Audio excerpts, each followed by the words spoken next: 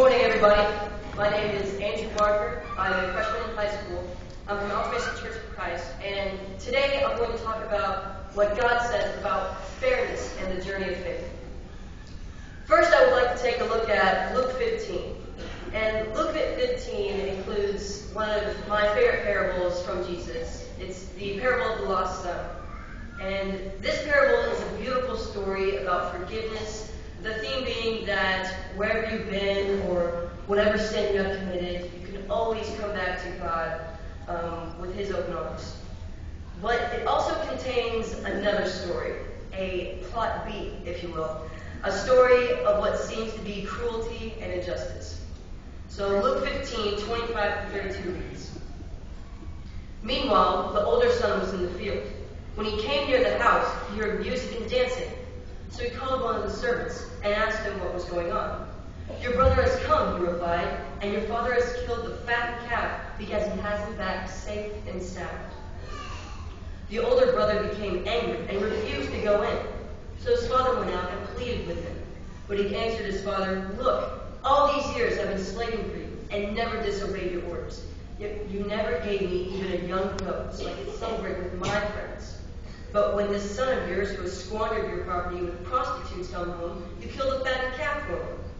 'My son,' the father said, 'you are always with me, and everything I have is yours. But we had to celebrate and be glad, because this brother of yours was dead and is alive again. He was lost and is found.' How can the older son's father do this to him? He's been doing anything and everything his father asked of him, and all the younger son did was waste his hardly estate on crazy parties and prostitutes. How is that fair?" Before we go on, I'd like to tell you a little about myself. I am a huge soccer fan. I've been playing for about 12 years now, and I'm currently on a select team in Division I Arlington Premier League. Back in the fall, we played this team called Vitesse. Let me tell you a little about this Vitesse team. All you athletes out there know that one team that just hates playing because they play dirty and foul a lot. Well, this was that team for me.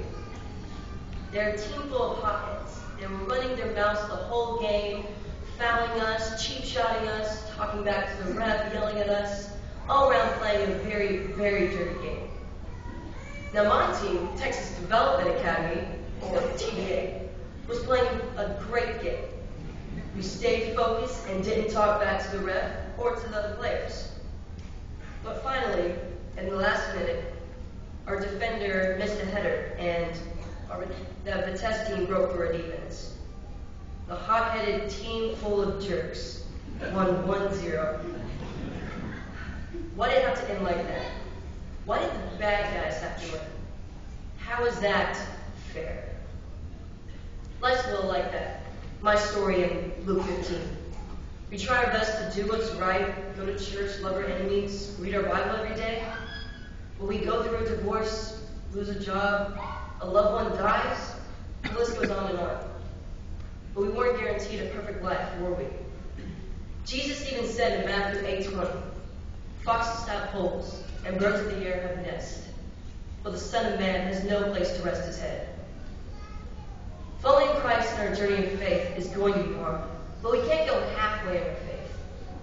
We have to be all in for God, even when the world seems like it's going against us. Take what Joshua says in Joshua 24:15. "Now fear the Lord and serve Him with all faithfulness."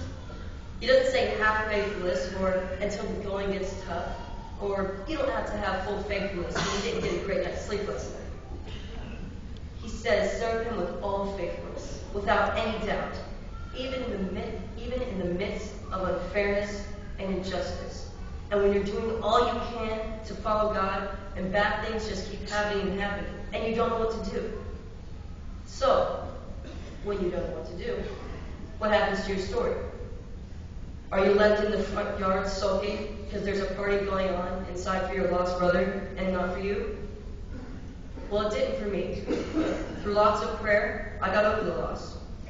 Our team improved, and through lots of hard work, we're currently in first place. Whatever your circumstances, be all in for God, because God is all in for you. Like I said before, your journey of faith is going to be difficult, but don't fret. Remember that you are loved and forgiven through the sacrifice Jesus Christ made for us.